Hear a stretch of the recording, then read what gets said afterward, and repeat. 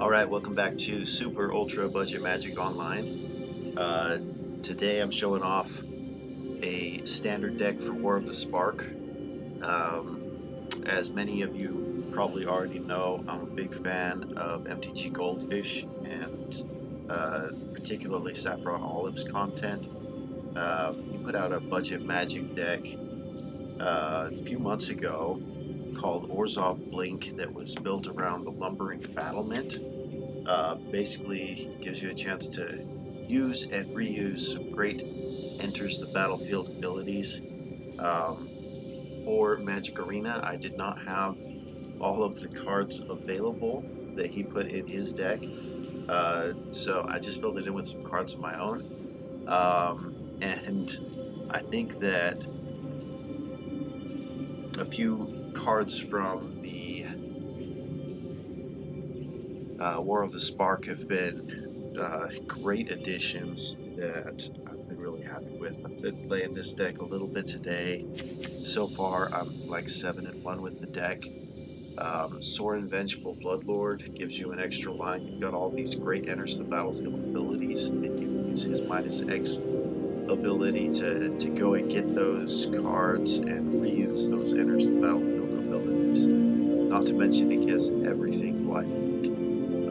The 1 damage to target player or planeswalker, I haven't seen come up as a big deal yet, but if you happen to be against one of those little, especially if you're against like a common planeswalker or something that just has 1 life, that would be an easy way to get it off.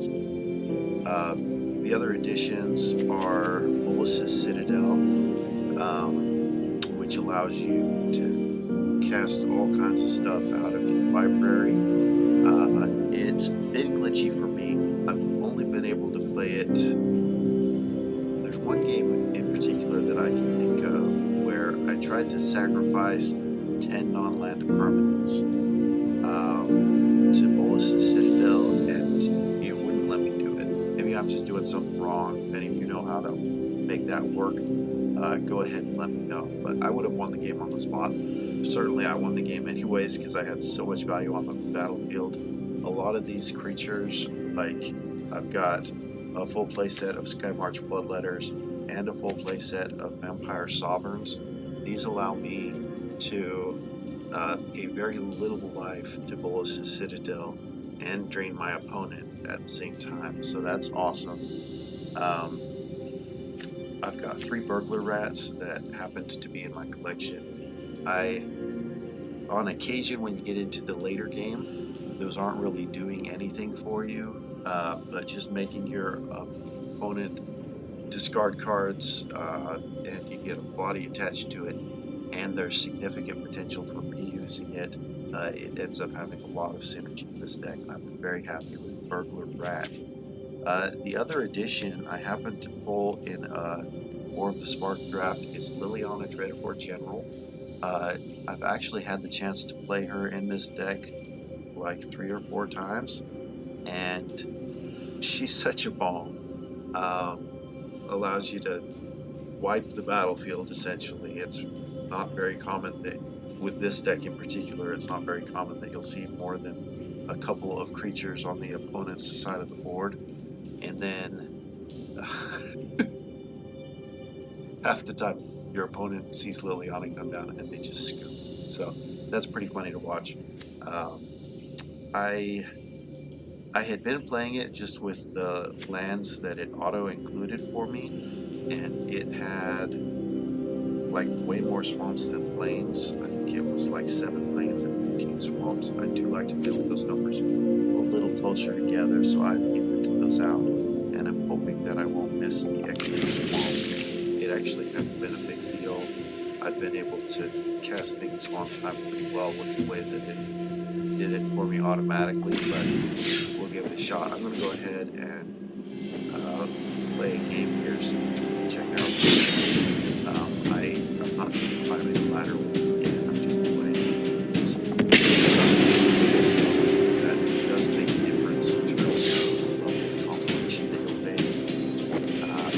And that's the plan that's excellent right so far.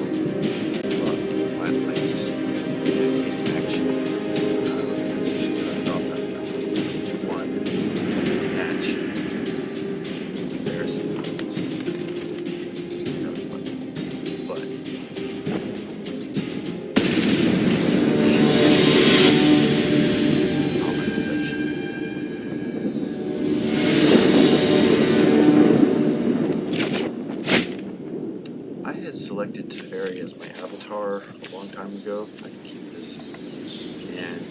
whatever reason, it just kind of worked out. I'm liking it.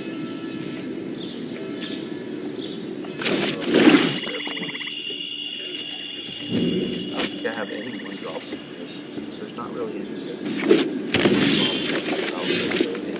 for the moment.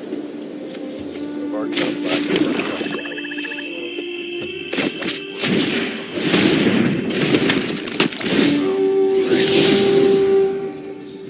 These I didn't really have to add.